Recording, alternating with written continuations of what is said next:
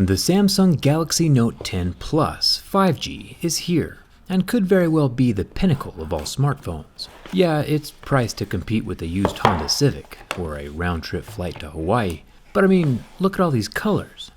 Like I always say, groceries are overrated. Today we're going to see how durable Samsung's latest flagship really is. Let's get started.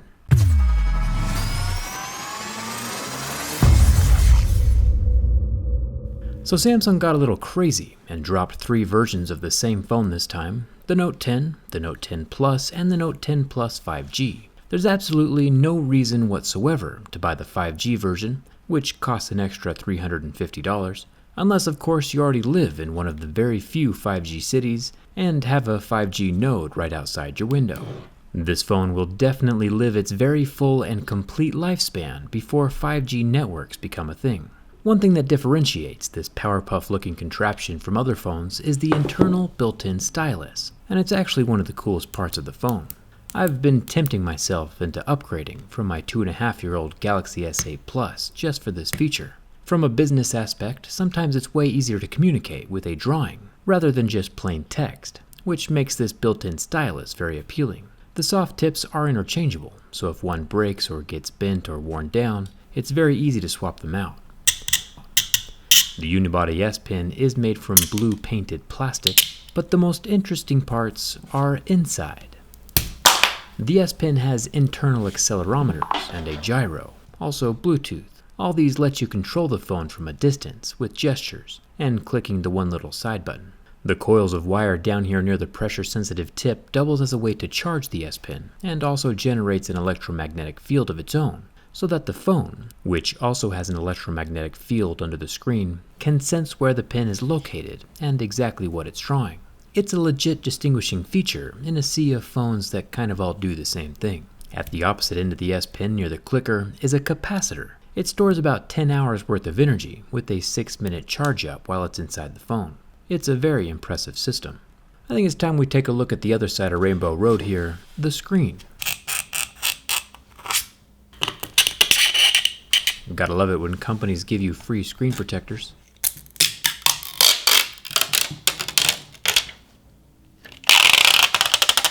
The Galaxy Note 10 Plus 5G is using Gorilla Glass 6 on both the front and back of the phone. Have you ever noticed that it's really only the cell phone industry that keeps on plopping a new number on basically the same phone year after year and then calls it revolutionary? Thumbs up to Xbox, PlayStation, and Nintendo for being real and only releasing new products when it's actually warranted every couple years. The Gorilla Glass 6 on this Note 10 5G scratches at a level 6, with deeper grooves at a level 7, just like last year and the year before. I got a cool Sapphire video coming up soon though, don't you worry. The front-facing Cheerio camera is a 10 megapixel little guy and sits under the same pane of glass as the screen. Interestingly enough though, there doesn't seem to be an earpiece gap up at the top. There might be a tiny little gap between the glass and the edge of the phone, but Samsung could also be using the under-display speaker tech that we saw inside of the LG G8. We'll have to take a look at that from the inside to be sure though. Make sure you're subscribed for the upcoming teardown video. This no speaker grill aesthetic is pretty sleek looking.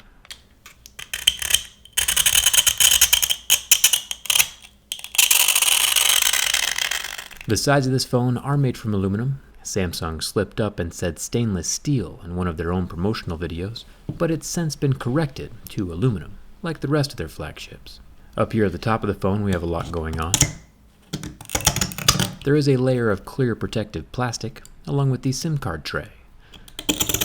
The little hole next to the SIM card tray is for the top stereo speaker.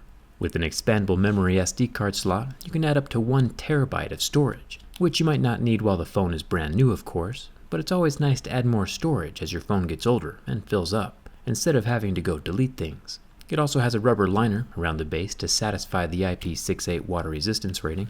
The left side of the phone has a metal volume rocker, along with a single power button. Finally, Bixby has left the building. Except for if you hold the power button down for a fraction of a second too long, he comes right back. The coloring of this phone is seriously crazy. I feel like it belongs in Wreck-It Ralph with the Sugar Rush Racers instead of a businessman's pocket. I'm still totally down though. The bottom of the phone is also made from metal. No headphone jack anywhere to be found. Personally, I think it's a bad move. I did a poll on Twitter last month where 60% of you said you've used a headphone jack in the past week. And 60% of people on MKBHD's similar Twitter poll said a headphone jack would be a nice bonus, or even a need. Personally, I'm all wireless at this point because exercising with corded headphones is super annoying, but watching YouTube or Netflix with a tiny Bluetooth lag is also slightly annoying. So I am sad the jack is gone on the Note 10. At least the SPen won't get permanently stuck though, in the hole if you put it in backwards. That was an actual problem with the old Note 5. The USB-C port on the Note 10 is rather awesome. It is fully capable of super fast charging the phone with 45 watts of power. I know that doesn't make a whole lot of sense with just the number, so let me draw out a comparison. The Note 10 can take in a full 45 watts of power to super fast charge the battery. You do gotta pay a little extra for that 45 watt charger though, as Samsung only includes a 25 watt charger in the box. 25 watts is still amazing though when you compare it to the competition. For example, Apple's newest phone, the iPhone XS, can only fast charge with 15 watts of power. Yet Apple only includes a 5 watt charger in the box. That's right, the 9 watt reverse wireless charging capability on the Galaxy Note 10 is a faster charger than the wall plug Apple includes in the box with their new iPhones. Ouch. Remember, Apple makes the jokes, I just read the spec sheet.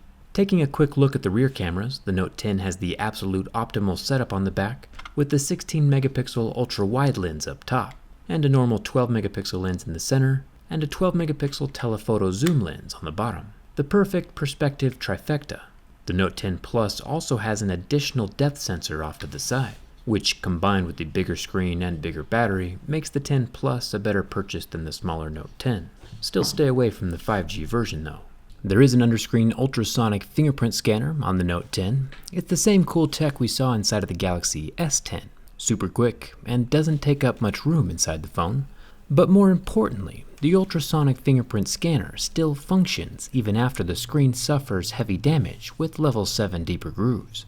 Very impressive. Speaking of scratches, do you want to see an experiment I started 2.5 years ago? Both sides of the Note 10 are made from glass, and as we know, glass can scratch.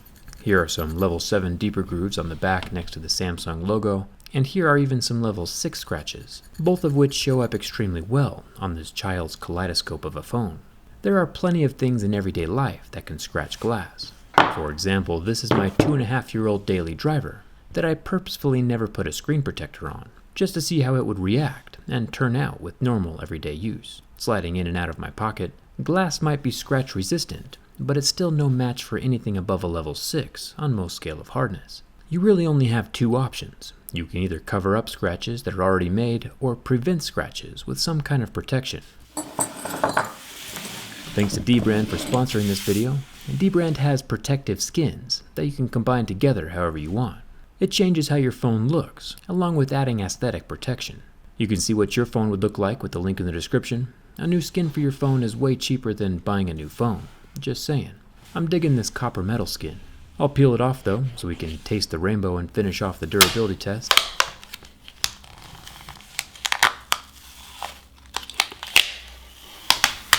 Have you ever roasted Skittles over a campfire? Neither have I, but I couldn't figure out any other way to segue into the burn test.